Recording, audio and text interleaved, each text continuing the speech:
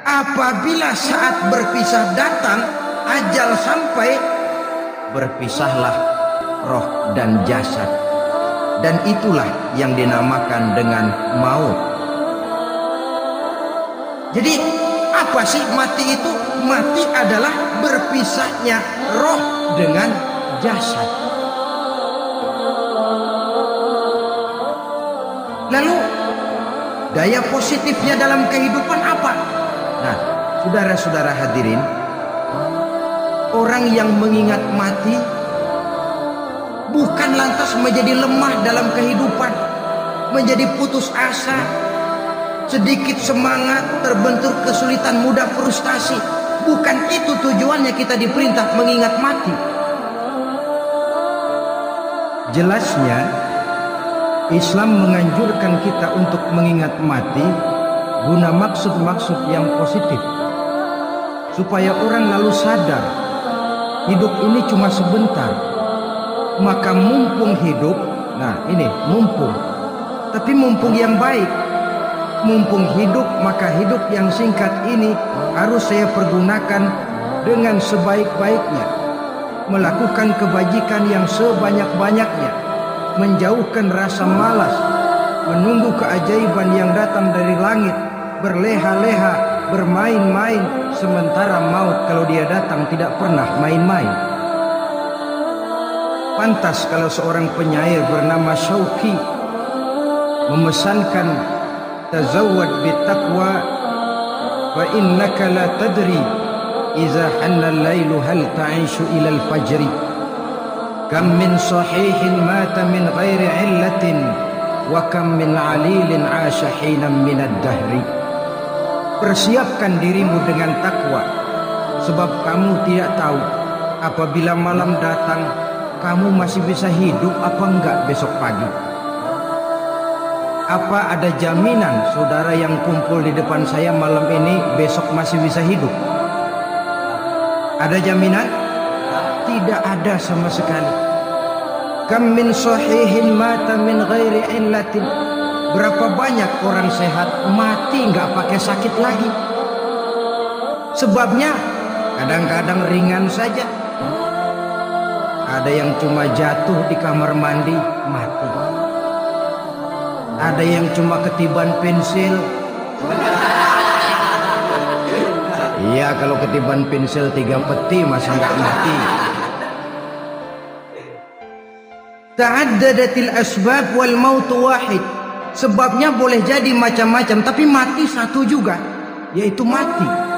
Dia seperti kelapa yang terlalu tua jatuh ke bawah, yang kembang baru keluar pun jatuh ke bawah.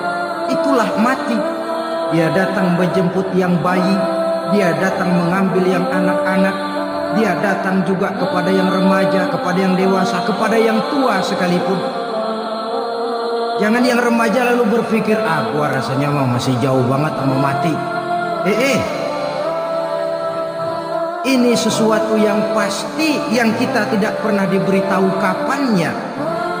Kalau dikasih tahu kapannya kan kita bisa, umpama malaikat maut datang ke rumah saya, saudara Zainuddin kau mati 80 tahun lagi. Oh, saya kan berhitung, masih lama, poya-poya aja dulu . Tapi ini tidak pernah diberitahu kepada kita. Lantaran tidak diberitahu itulah kita perlu bersiap-siap dengan selalu mengingat-ingat mati yang mendorong kita untuk berbuat positif. Satu contoh peringatan mati yang mendatangkan positif pada peristiwa ketika turun perintah hijrah. Ketika di Mekah sudah terpepet turun perintah hijrah. Ini sahabat yang berangkat hijrah, jangan dikira semua bulat hati. Ada yang mikir, kalau saya hijrah berangkat dari Mekah ke Madinah, nanti di tengah jalan dicegat oleh kafir Quraisy lalu dibunuh, mati saya. Takut mati. Allah peringatkan, kullu nafsin za'iqatul maut. Kamu disuruh hijrah saja takut mati, padahal kamu tahu semua yang hidup bakalan mati. Diam saja di Mekah mati, hijrah ke Madinah pun akan mati. Mendengar ayat ini, Sayyidina Umar bin Khattab seperti dibakar semangatnya. Kalau sebagian sahabat hijrah sembunyi-sembunyi, beliau mau hijrah itu malah bajingan Quraisy dikumpulkan ke Ka'bah. Pidato, ya ma'syara Quraisy, dengerin. Besok pagi yang namanya Umar bin Khattab mau hijrah dari Mekah ke Madinah. Siapa yang kepengen kepalanya berpisah dengan badannya, persilahkan cegat Umar di jalanan. Besok dengan tenang dia berangkat hijrah, gak ada yang berani nyegat. Quraisy juga barangkali mikir, gue ngapain nyegat penyakit.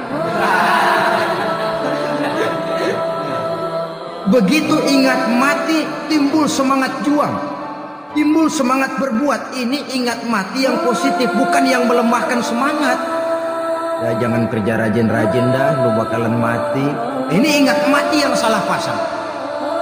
Ingat mati seharusnya mendorong manusia untuk berbuat lebih tekun. Allah memberikan peringatan, qul innal mauta alladzi tafirruna minhu fa innahu mulaqikum. Katakan, maut yang kamu akan melarikan diri daripadanya, yang kamu takuti benar dia pasti akan datang menjemput kamu. Saudara-saudara hadirin yang saya hormati, datangnya memang tidak kita harapkan yang namanya maut. Tapi sekali dia datang, tidak ada pintu tempat kita lari. Dia memang tidak pernah kita undang. Tapi sekali dia datang, mengetok pintu, kekuatan apa yang bisa menolak? Dia sebuah tanda seru dalam kehidupan. Apa yang menyebabkan orang takut mati? Pertama barangkali karena dia tidak tahu bagaimana kehidupan sesudah mati. Alam kubur gelap, alam akhirat gelap, sehingga dia bingung. Lantaran bingung lalu jadi takut. Yang kedua boleh jadi oleh bayangan-bayangan dosa yang pernah dia kerjakan di dunia ini. Kerjanya cuma menumpuk dosa. Dia gembira, bahagia, tertawa di atas tumpukan dosanya, merasa segan berpisah dengan seluruh kehidupan ini. Sehingga boleh jadi maut adalah sesuatu yang ditakutkannya benar dalam kehidupan. Tapi bagaimanapun takutnya, tidak ada tempat lari dari dia. Dalam ayat lain Allah jelaskan, ainama takunu yudrikumul mautu walau kuntum fi burujim musayyadah. Di mana saja kamu berada, dalam benteng yang paling tangguh sekalipun, maut pasti akan datang menjemput kamu. Nah, bagaimana caranya maut datang menjemput kita? Bila datang dia, sang malaikat pencabut nyawa, malaikat Israfil namanya, hendak mengambil roh kita. Dalam suasana macam begitu, di akhir kehidupan dunia, dalam berhadapan dengan sakaratul maut, terbagilah manusia dalam dua bagian besar. Pertama, yang menghadapi sakaratul maut itu dengan husnul khatimah, baik di akhirnya, sehingga pada saat ruhnya berpisah dengan jasadnya, kelihatan dia seperti senyum, mukanya cerah. Bahkan sebelum itu boleh jadi dia sempat meninggalkan pesan-pesan yang baik. Ada yang sempat azan, ada yang sempat baca Quran. Pernah kan nemui orang yang mau mati seperti itu?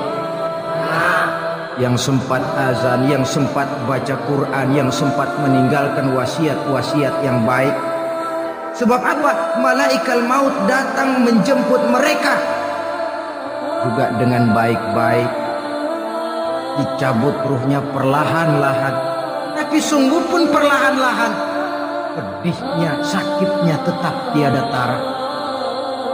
Rasulullah Shallallahu Alaihi Wasallam, dikala beliau hendak berhadapan dengan sakaratul maut, diceritakan mencelupkan tangannya ke dalam gelas berisi air, lalu mengusapkannya ke muka beliau seraya berdoa, "Ya Allah, mudahkan saya dalam menghadapi sekarat ini."